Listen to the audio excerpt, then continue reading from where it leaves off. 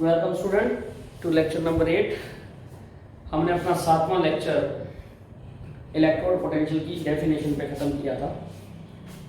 वैसे तो हमें आज स्टार्ट करना चाहिए था मेजरमेंट ऑफ इलेक्ट्रोड पोटेंशियल से, लेकिन कुछ बच्चों की डिमांड आई है कि they want some numericals on Faraday's laws to be solved. So I am taking two examples or two numericals of the Faraday's laws. The first one is written over here. पहला numerical जो मैं आपको करवा रहा हूँ वो numerical है silver is deposited on metallic vessel of surface area 800 centimetre square by passing A current of 0.2 ampere for 3 hours. Calculate thickness of the silver layer if density of silver is 10.47 gram per centimeter cube. ये question previous year papers में आया हुआ है हरियाणा के, तो I have taken this. तो इसमें हमें गिवन क्या है, सॉल्यूशन। इस चैप्टर का, इस क्वेश्चन का हम सॉल्यूशन कैसे देखेंगे। सबसे पहले तो गिवन क्या है हमें, area of vessel. area of vessel is given to be 800 centimeter square. Current, that is I, it is given to be 0.2 amperes. Time T, it is given to be 3 hours. And density of silver 10.47 ग्राम पर centimetre cube. अब thickness को निकालने के लिए हमें सबसे पहले calculate करना है कि how much mass of silver will be deposited in this much of time, that is 3 hours of time when 0.2 ampere of current is passed. Then we will be able to calculate the thickness. So let us first of calculate quantity of charge Q pass through the solution during the electroplating or deposition of the silver. You have to remember that time you have to take in seconds. So time in seconds will be 3 into 60 minutes multiplied by 60 seconds. So this is the time in seconds. So your charge will be 0.2 ampere into 3 into 60 into 60 seconds. तो ये आपका जो charge आ जाएगा, ये आ जाएगा 0.2 into 3 into 3600 Coulomb's. This is the charge which you will be passing in 3 hours of time through the solution for the deposition of silver. Now let us calculate the weight of silver deposit.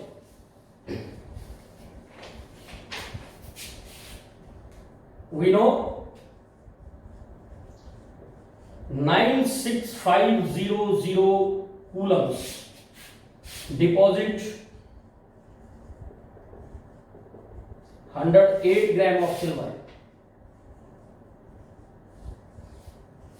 ये आपका Coulomb's law है कि आपके 1 Faraday से equivalent weight इन ग्राम के बराबर wait deposit होता है।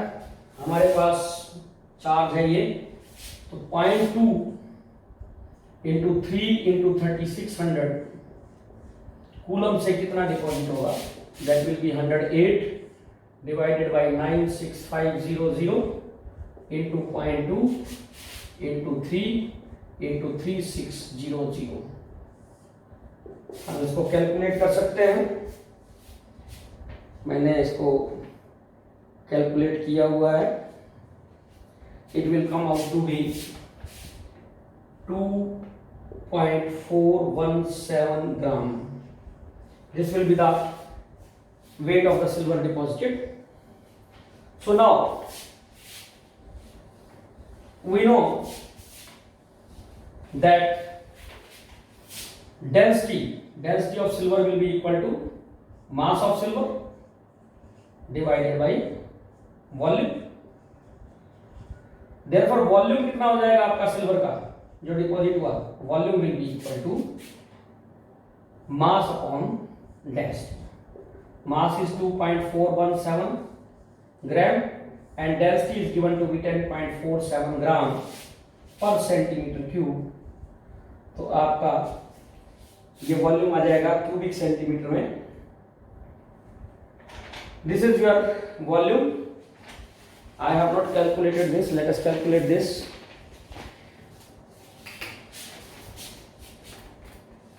It is 2.417 divided by 10.47. It is 0.2308 centimeter cube. So this is the volume. Now we know volume is equal to area into thickness. Therefore thickness will be equal to volume divided by area. Volume is 0.2308 centimeter cube divided by area. Area is 800 centimeter square. So your thickness will be divided by 800. It will be 2.89 into 10 to the power minus 4 centimeter. So this will be the thickness of the silver deposited. अब आ जाइए दूसरे question पे. दूसरा numerical है second numerical. The numerical is a current of 3.4 amperes is passed through 300 milliliter of 0.16 molar zinc sulfate solution for 230 seconds. Find out normality of solution, that is zinc, normality of zinc in solution after deposition of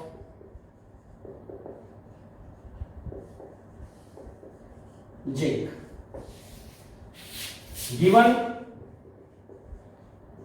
current efficiency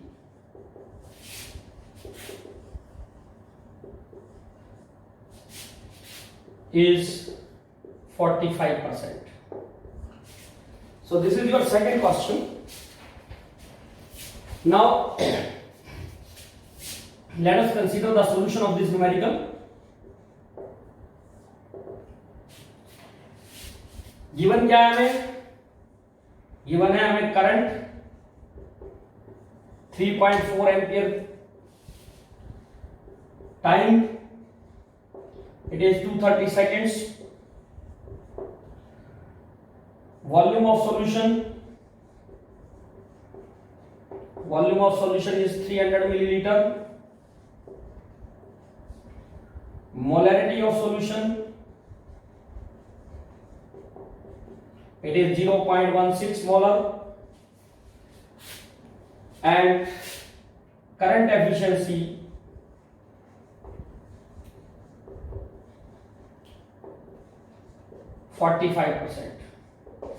निकालना है हमने zinc की deposit होने के बाद बचे हुए solution में जिंक की नॉर्मेलिटी कितनी है. तो सबसे पहले वही है, चार्ज निकालिए. Q is equal to I into T. I is given to be 3.4 multiplied by 230. ये आपका कूलम्स चार्ज आ जाएगा. इसको अगर हम करें मल्टीप्लाई 3.4 multiplied by 230,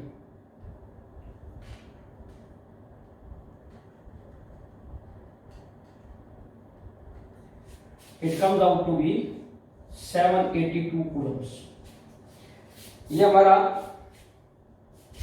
782 कूलम्स आ जाएगा।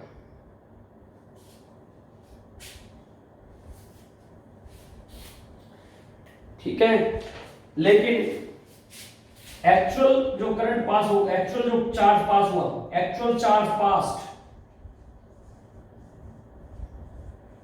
क्योंकि आपके करंट की एफिशिएंसी सिर्फ 45% दी हुई है, तो ये तो टोटल चार्ज था। अगर 100% एफिशिएंसी होती तो इतना आपका चार्ज पास होता सॉल्यूशन में से, but because current efficiency is only 45%, तो you have to carry out the calculation for 45% of 782, that will be the actual amount of charge which will be passing through the solution divided by 100। इसको निकाल देते हैं हम।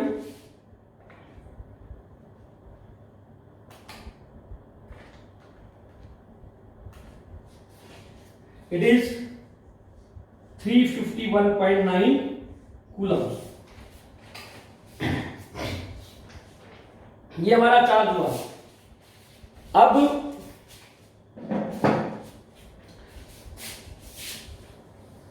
हम निकालेंगे इससे कि ये करंट, ये जो आपका चार्ज है वो कितना जिंक डिपॉजिट कर देगा, कितने ग्राम इक्विवेलेंट जिंक के डिपॉजिट कर देगा। We know 96500 coulombs of charge ये डिपॉजिट करता है 1 gram equivalent, 1 gram equivalent of zinc ions. 1 gram of equivalent of zinc ions कितना होगा? It will be the equivalent weight of zinc,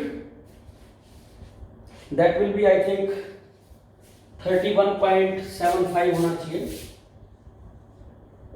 zinc का atomic mass जो है वो होता है 63.5, so it will be 31.75। हमारे पास चार्ज कितना है? 351.9 कूलम्स। इससे कितना डिपॉजिट होगा? 31.75 डिवाइडेड बाय 96500 मल्टीप्लाइड बाय 351.9। कितने ग्राम इक्विवेलेंट डिपॉजिट हो जाएंगे? तो आप इसकी कैलकुलेशन करेंगे तो ये आएगा 31.75 मल्टीप्लाइड बाय 351.9 डिवाइडेड बाय 96500। ये आपका 0.116 ग्राम इक्विवेलेंट्स आ गए। इतने ग्राम इक्विवेलेंट नहीं, इतने ग्राम आ गए। अगर ग्राम इक्विवेलेंट निकाले तो फिर ये 31.5 की जगह आपको सिर्फ 1 ही लिखना है। इतने ग्राम हुए, इतने ग्राम डिपॉजिट हुए, इतने ग्राम डिपॉजिट हुए। और अगर सिर्फ आपने ग्राम इक्विवेलेंट निकालने हैं, ग्राम इक्विवेलेंट निकालने हैं, तो उस केस के अंदर क्या होगा? ये तो वेट आ गया। नंबर ऑफ ग्राम इक्विवेलेंट जो है वो निकालने हो तो सीधा सीधा, क्योंकि यहां पे 96500 कूलम 1 ग्राम इक्विवेलेंट को डिपॉजिट करता है, तो it will B 1/96500 multiplied by 351.9 coulomb. मैंने गलती से वो ऊपर वेट कैलकुलेट कर लिया। हम सीधा ही यहाँ पे number of gram equivalent calculate कर सकते हैं, क्योंकि हमने लास्ट में क्या निकालना है? नॉर्मेलिटी निकालनी है सॉल्यूशन की। So instead of calculating the mass we will be directly going to calculate the number of gram equivalent. You need not to do this calculation. ये जो कैलकुलेशन है वेट की, ये वेट कैलकुलेशन ना करके आप सीधा नंबर ऑफ ग्राम इक्विवेलेंट की कैलकुलेशन कीजिए। 1 डिवाइडेड बाय 96500 मल्टीप्लाइड बाय 351.9, तो ये आ जाएगा 351.9 divided by 96500। It will B 3.646 into 10 की पावर -3 ग्राम इक्विवेलेंट्स। इतने ग्राम इक्विवेलेंट हो गए, या 0.00364 ग्राम इक्विवेलेंट। इतने ग्राम इक्विवेलेंट आपके जिंक के डिपॉजिट हो गए। अब हम देखते हैं कि हमारे पास शुरू में कितने ग्राम इक्विवेलेंट थे। तो हमें दी हुई है मोलैरिटी 0.16, तो या तो नंबर ऑफ मोल निकाल के बाद में उसको ग्राम इक्विवेलेंट में कन्वर्ट कर लो, या सीधा सीधा मोलैरिटी को कन्वर्ट कर लो नॉर्मेलिटी में। मोलैरिटी हमें कितनी गिवन है? मोलैरिटी गिवन है 0.16, तो तो इसकी नॉर्मेलिटी कितनी हो जाएगी? नॉर्मेलिटी आपको पता है it is equal to n into molarity, और जिंक के केस में n की वैल्यू क्या है? 2 है, तो 2 into 0.16 it will be 0.32, this will be the normality. तो नंबर ऑफ ग्राम इक्विवेलेंट कैसे निकालेंगे? नंबर ऑफ ग्राम इक्विवेलेंट्स जो सॉल्यूशन में इनिशियली प्रेजेंट थे, that is given normality into volume 300 divided by 1000, this is the number of gram equivalent. तो 0.32 multiplied by 300 divided by 1000, it is 0.096 gram equivalents. ये आपके इतने gram equivalent आ गए। हमने शुरू में लिए थे कितने ग्राम इक्विवेलेंट? इतने, उसमें से इतने हो गए डिपॉजिट, बाकी बचे हुए ग्राम इक्विवेलेंट कहां रह गए? सॉल्यूशन में। तो number of gram equivalent left in solution कितना हो गया? Number of gram equivalent left in solution, it will be equal to 0.096 minus 0.0036 कर लीजिए आप रफली। तो इसको अगर हम घटाएं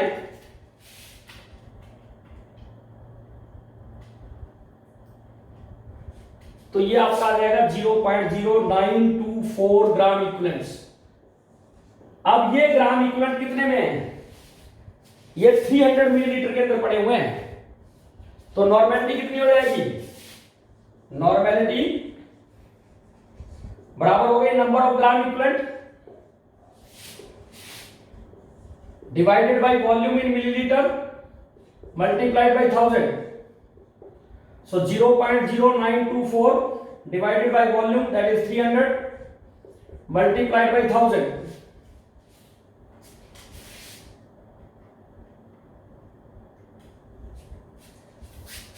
तो ये जो आपका आंसर है, ये आपका आंसर आ जाएगा 2.96 इंटू 10 की पावर -4 इंटू 1000। तो ये 10 की पावर -1 रह जाएगा, तो it will B 0.296। So this will be the normality of zinc ion left after the is electrolysed. तो सॉल्यूशन के इलेक्ट्रोलाइसिस होने के बाद, जिंक के डिपॉजिट होने के बाद ये नॉर्मेलिटी बचेगी। मैंने डेसिमल्स के अंदर डेसिमल पॉइंट्स को थोड़ा आगे पीछे कर दिया है, तो यहाँ पे थोड़ा बहुत आंसर में डिफरेंस हो सकता है if you find it in book, ठीक है वो, लेकिन फर्क पड़ेगा सेकंड डेसिमल प्लेस पे जाके, ठीक है। तो that is not of much importance, you can do it. तो ये दो न्यूमेरिकल मैंने आपके लिए कर दिए हैं, समझा दिया कि कैसे करना है न्यूमेरिकल्स को। अब हम चलते हैं अपने जो 7th लेक्चर था उससे आगे। हमने वहां पे इलेक्ट्रोड पोटेंशियल डिफाइन कर दिया था। We left at the definition of the electrode potential. So now we will be discussing how to calculate the electrode potential. Is it possible to calculate the absolute electrode potential of the electrode? The first question is absolute electrode potential of an electrode. If this electrode potential, absolute electrode potential, it can be calculated or it can be determined or not. The first question is this. क्या हम actual value, वास्तविक value क्या है किसी electrode potential की, वो निकाल सकते हैं या नहीं निकाल सकते हैं? So answer to this question is no. हम किसी भी इलेक्ट्रोड की इलेक्ट्रोड पोटेंशियल की एब्सोल्यूट वैल्यू नहीं निकाल सकते। Why it is so? Why we can not calculate the absolute और determine the absolute value of an electrode potential? The reason for that is to determine the electrode potential, either the oxidation or the reduction should take place at the electrode. आपके electrode पे या तो oxidation होनी चाहिए या आपके electrode पे reduction होनी चाहिए।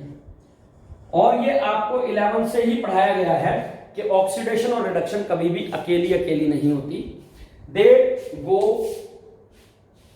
साइमल्टेनियसली, एक साथ चलती हैं दोनों रिएक्शनें, इसीलिए उन रिएक्शंस को हम रिडॉक्स रिएक्शन बोलते हैं।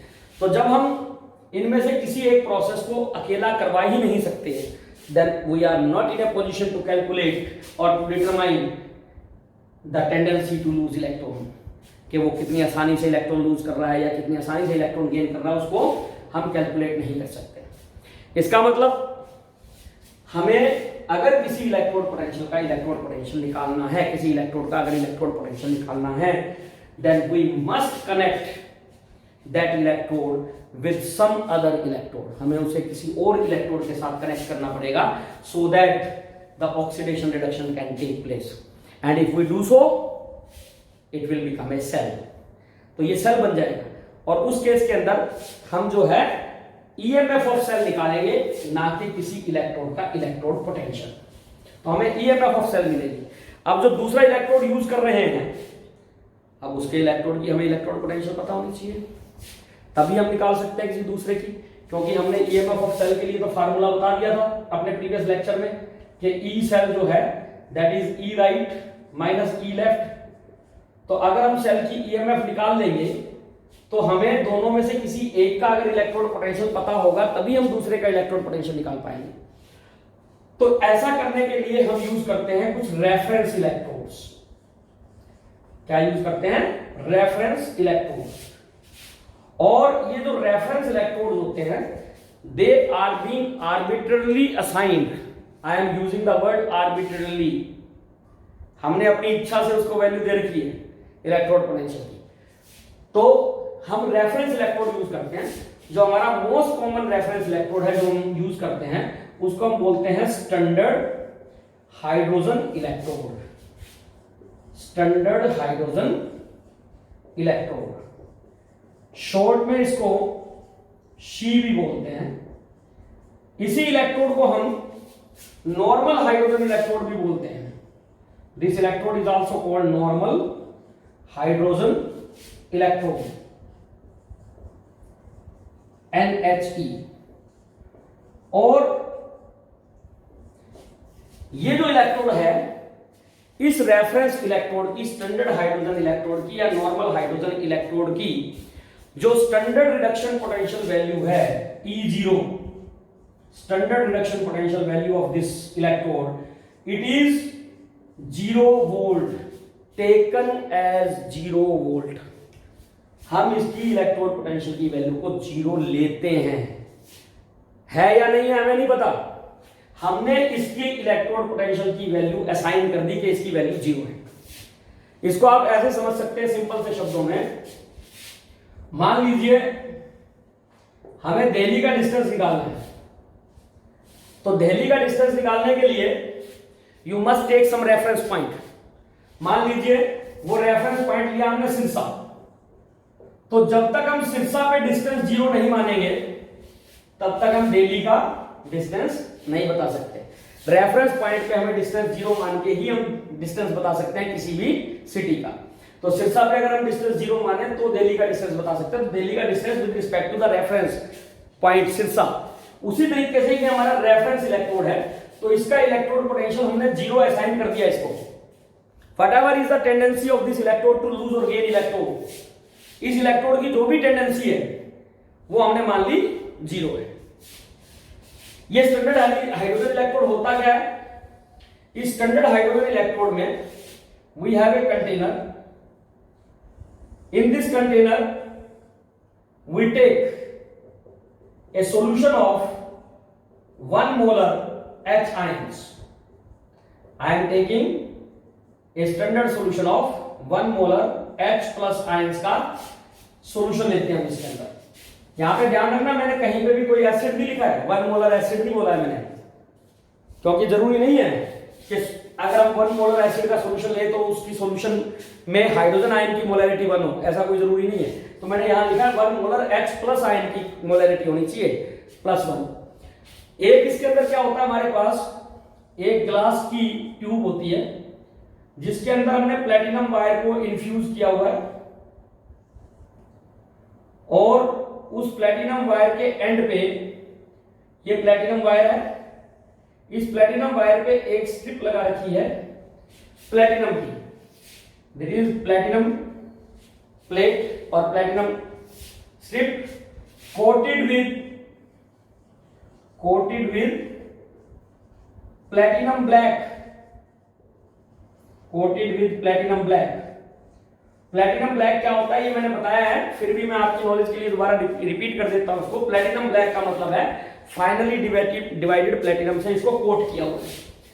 और हम क्या करते हैं, यहां से हाइड्रोजन गैस को पास करते हैं 1 बार प्रेशर पे। अब ये ध्यान रखना है कि लेटेस्ट जो IUPAC कन्वेंशन है उसके हिसाब से हमने स्टैंडर्ड प्रेशर हमेशा बार में लेना है, तो 1 बार लेना है। पहले हम इसको 1 एटमॉस्फेयर लिखा करते थे, आजकल हम 1 बार लेते हैं। ये जो प्लेटिनम ब्लैक है, फाइनली डिवाइडेड प्लेटिनम है, इससे हमने इस प्लेटिनम इलेक्ट्रोड को क्यों कोट किया है?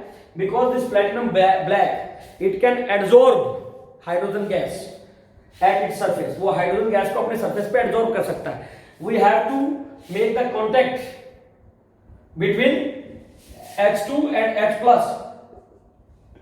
तभी तो आपकी ऑक्सीडेशन रिडक्शन रिएक्शन होगी ऑक्सीडाइज और रिड्यूस फॉर्म में।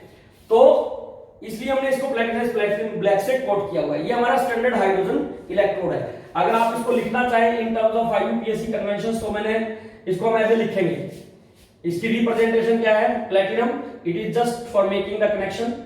This is hydrogen gas whose pressure is taken as 1 bar and it is in contact with H+ ion whose concentration is 1 molar and temperature of the solution is kept as 298 Kelvin। और हमने इस solution का temperature कितना रखना है?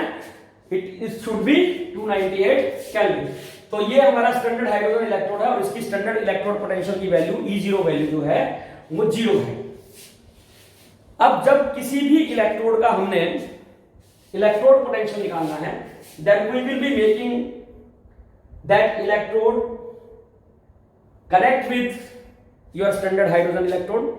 A cell will be constructed and the EMF of that cell will be determined by using a potentiometer। हम potentiometer को use करके निकालते हैं। हालांकि मैं डिटेल्स में नहीं जाऊंगा इसके, तुम्हारी बुक्स में सीधा जो सा दिया हुआ है वैसा बता रहा हूं मैं, बट द एग्जैक्ट ईएमएफ निकालने का तरीका है पोटेंशियोमेट्रिक मेथड। ये आपको फिजिक्स में पढ़ाएंगे इलेक्ट्रिसिटी में। इस पे ये भी जो है वो आपका पोटेंशियोमीटर भी एक डिवाइस है जो व्हीटस्टोन ब्रिज प्रिंसिपल पे करते हैं। उसमें हम क्या करते हैं, एक सेल की ईएमएफ के अपोजिट ईएमएफ लगा के बैलेंस करके और फिर पोटेंशियल निकालते हैं, ईएमएफ निकालते हैं। लेकिन आपकी बुक्स में जैसा दिया हुआ है मैं वैसा ही बता रहा हूं आपको। इसमें क्या करते हैं, जिस किसी भी इलेक्ट्रोड का इलेक्ट्रोड पोटेंशियल निकालना है, that electrode is connected with the standard hydrogen electrode. जैसे मान लीजिए हमने जिंक का स्टैंडर्ड इलेक्ट्रोड पोटेंशियल निकालना है, तो हम जिंक इलेक्ट्रोड लेंगे, जिंक आयन का सॉल्यूशन 1 मोलर, सॉल्ट ब्रिज लगाएंगे, H+1 1 मोलर, आपका H2 1 बार प्रेशर पे एंड प्लेटिनम। मैंने फिगर बनाने के बजाय इसको सीधा सेल को ऐसे लिख दिया है रिप्रेजेंटेशन में, इससे आप फैमिलियर हैं, ये मैं आपको पहले बता चुका हूं प्रीवियस लेक्चर में। अब हम क्या करेंगे, इन दोनों इलेक्ट्रोड्स को कनेक्ट करेंगे as per your book voltmeter, यहां पे की, यहां कनेक्ट कर देंगे सीधा, ठीक है।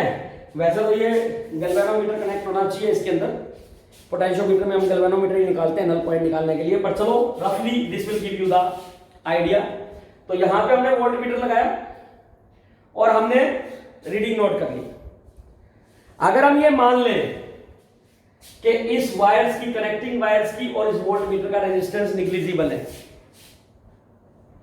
तब हमारी जो रीडिंग वोल्टमीटर में आएगी वो आपकी ईएमएफ ऑफ सेल मानी जा सकती है। मैं बार बार इस वर्ड को यूज कर रहा हूं, मानी जा सकती है। अगर आपने एग्जैक्ट निकालना है तो you have to go by the potentiometric method. तो इसके अंदर हमने ईएमएफ कैलकुलेट करना है। अगर हम इस सेल को देखेंगे तो इसका जो E0 सेल आता है वो E0 सेल आता है 0.76 वोल्ट। अब हमें पता है कि हमारा E0 सेल किसके बराबर होता है, E0 सेल बराबर होता है E0 right minus E0 left. अब हमें यह पता लगाना है कि इन दोनों इलेक्ट्रोड्स में से, जिंक इलेक्ट्रोड में और हाइड्रोजन इलेक्ट्रोड में से एनोड कौन सा और कैथोड कौन सा है। वो कैसे पता लगता है हमें, हमारे जितने भी ये फिजिक्स के इंस्ट्रूमेंट्स हैं, वोल्ट मीटर, एमीटर, ये सारे के सारे फिजिक्स की कन्वेंशन पे बने हुए हैं और फिजिक्स की कन्वेंशन में direction of flow of positive charge को डायरेक्शन ऑफ करंट लेते हैं। तो जिधर आपका ये नीडल पॉइंट करेगा वो direction of flow of positive charge है। मान लीजिए कि मैं इसमें बजाय V लिखने के मैं यहां पे नीडल लगाता हूं और ये नीडल ऐसे है, इस तरफ है, इसका मतलब क्या है कि पॉजिटिव चार्ज इधर से इधर जा रहा है, इसका मतलब इलेक्ट्रॉन इधर से इधर जा रहे हैं, इलेक्ट्रॉन अपोजिट फ्लो करेंगे पॉजिटिव चार्ज के, तो ये हमारा क्या बन जाएगा, एनोड। तो जिस किसी भी सीधी सी भाषा में अगर बताएं तो अगर ये नीडल हाइड्रोजन इलेक्ट्रोड की तरफ है, स्टैंडर्ड हाइड्रोजन इलेक्ट्रोड की तरफ, तो स्टैंडर्ड हाइड्रोजन इलेक्ट्रोड एनोड है, और अगर ये स्टैंडर्ड हाइड्रोजन इलेक्ट्रोड से अवे है तो स्टैंडर्ड हाइड्रोजन इलेक्ट्रोड आपका कैथोड है। तो इस केस के अंदर, जिंक के केस में आपका जिंक जो है वो एनोड होगा, तो हमारा राइट इलेक्ट्रोड हो गया हाइड्रोजन, तो ये होगी 0 minus E0 left that is zinc, और आपकी रीडिंग सेल की कितनी आई है 0.76 वोल्ट, तो आपका E0 जिंक कितना हो जाएगा, E0 जिंक आपका हो जाएगा माइनस 0.76 वोल्ट। तो ये हमारा जिंक का स्टैंडर्ड हाइड्रोजन इलेक्ट्रोड पोटेंशियल आ गया। हम इस तरीके से जिस किसी भी इलेक्ट्रोड का इलेक्ट्रोड पोटेंशियल निकालना चाहते हैं उनको स्टैंडर्ड हाइड्रोजन इलेक्ट्रोड के साथ कनेक्ट करके आप सेल की ईएमएफ निकालिए। एनोड और कैथोड का आपको पता लग जाएगा, मैंने तरीका बता दिया कैसे पता लगेगा, you can then calculate the electrode potential. लेकिन अब समस्या क्या है, ये जो हमारा स्टैंडर्ड हाइड्रोजन इलेक्ट्रोड है ये बहुत ज्यादा यूजर फ्रेंडली नहीं है, मतलब इस्तेमाल करने वालों के लिए कोई बहुत आसान चीज नहीं है, इसकी कुछ कमियां हैं, इस इलेक्ट्रोड को हैंडल करने में कुछ डिफिकल्टीज आती हैं हमें। कौन कौन सी डिफिकल्टीज आती हैं, सबसे पहली डिफिकल्टी आती है इसमें नॉट इजी टू ट्रांसपोर्ट, इसको आप आसानी से एक जगह से दूसरी जगह तक ट्रांसपोर्ट नहीं कर सकते, क्योंकि इसके अंदर आपकी गैस भी है, सॉल्यूशन लिक्विड सॉल्यूशन भी है, और आपका सॉलिड प्लेटिनम फॉइल जो इलेक्ट्रोड का काम कर रही है वो भी है। तो इसको आसानी से आप ट्रांसपोर्ट नहीं कर सकते, पहली चीज। दूसरी चीज, डिफिकल्ट टू मेंटेन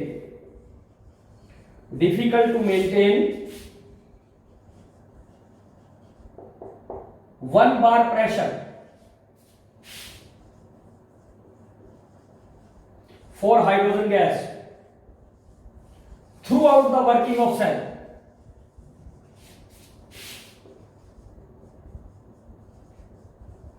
पूरी वर्किंग के दौरान, सेल की पूरी वर्किंग के दौरान लगातार 1 बार प्रेशर को मेंटेन करके रखना हाइड्रोजन गैस के लिए, it is also a bit difficult. जो H+ आयन है उसी तरीके से H+ आयन भी आपकी लगातार 1 मोलर मेंटेन करके रखना सॉल्यूशन में, that is also difficult. Third one ये हो गया। फोर्थ वन क्या है, चौथी प्रॉब्लम क्या है, इसमें 3 चीजें हैं। ये आपका सॉल्यूशन हो गया लिक्विड, ये हो गई गैस, ये प्लेटिनम हो गया सॉलिड। तो 3 डिफरेंट स्टेट्स ऑफ मैटर के बीच में एक प्रॉपर कांटेक्ट बना के रखना for proper working of cell, लगातार इनके बीच में एक संपर्क बनाए रखना, that is also a bit difficult. तो इन प्रॉब्लम्स की वजह से हाइड्रोजन इलेक्ट्रोड बहुत ज्यादा कन्वीनियंट नहीं है टू यूज, तो इसलिए हम कुछ सेकेंडरी रेफरेंस इलेक्ट्रोड्स इस्तेमाल करते हैं।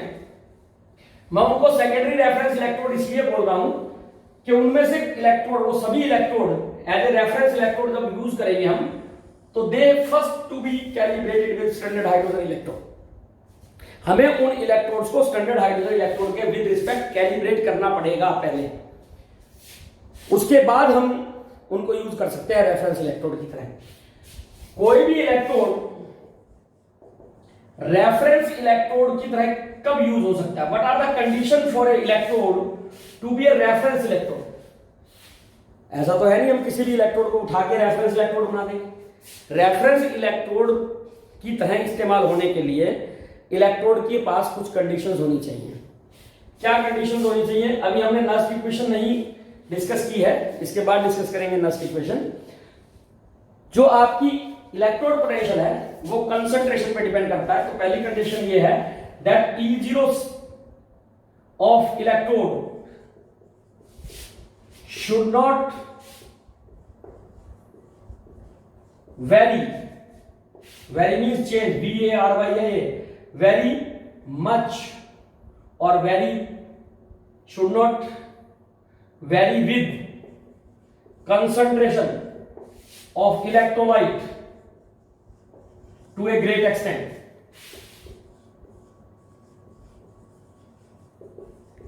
मतलब कंसंट्रेशन अगर इलेक्ट्रोलाइट की बदलती है तो ईएमएफ ऑफ सेल में ज्यादा बदलाव नहीं आना चाहिए। और दूसरा क्या है इसके अंदर कि जो आपका टेम्परेचर कोफिशिएंट है इलेक्ट्रोड पोटेंशियल का, that is variation of electrode potential with temperature, it should be minimum. Temperature के साथ भी इसकी वेरिएशन जो है बहुत ज्यादा नहीं होनी चाहिए इलेक्ट्रोड पोटेंशियल की। अगर इन कंडीशंस को फुलफिल करता है तो करता है वही आपका रेफरेंस इलेक्ट्रोड होगा। और ऐसा एक रेफरेंस इलेक्ट्रोड जो हम यूज करते हैं वो है हमारा calomel electrode, very convenient to handle. Calomel electrode है हमारा, ये मर्करी इलेक्ट्रोड है, इसमें प्लेटिनम कनेक्शन बनाने के काम आता है, लिक्विड मर्करी है। It is in contact with your mercurous chloride जिसको कैलोमल बोलते हैं सॉलिड में, और केसीएल सॉल्यूशन एक्वस केसीएल। और ये जो कैलोमल इलेक्ट्रोड होते हैं ये इलेक्ट्रोड कई तरह के आते हैं depending upon the concentration of KCl. Saturated calomel electrode है, that is the best one which we prefer to use. जब ये इलेक्ट्रोड एनोड की तरह काम करेगा, कैथोड की तरह काम करेगा, इसकी रिएक्शंस क्या होंगी ये हम कल आगे कंटिन्यू करेंगे इसको, ठीक है। आज आप लोग बस ये ध्यान रखिए सेकेंडरी रेफरेंस इलेक्ट्रोड है, एक ऐसा ही रेफरेंस इलेक्ट्रोड सिल्वर का रेफरेंस इलेक्ट्रोड भी यूज कर सकते हैं। Thank you very much. In numerical 2 you have to use the equivalent mass of copper and zinc as 32.65. I have wrongly written the equivalent mass of copper over there as 31.75. Correct that. Although I have also mentioned there that you can directly calculate the number of gram equivalents, so there is no need to calculate the mass. So you collect accordingly. Well, that is wrongly written over there for copper. Zinc के लिए 32.65 है. Thank you. Hello everyone. If you found the content helpful, then kindly share this video with your friends. Also, don't forget to like and subscribe. Happy learning.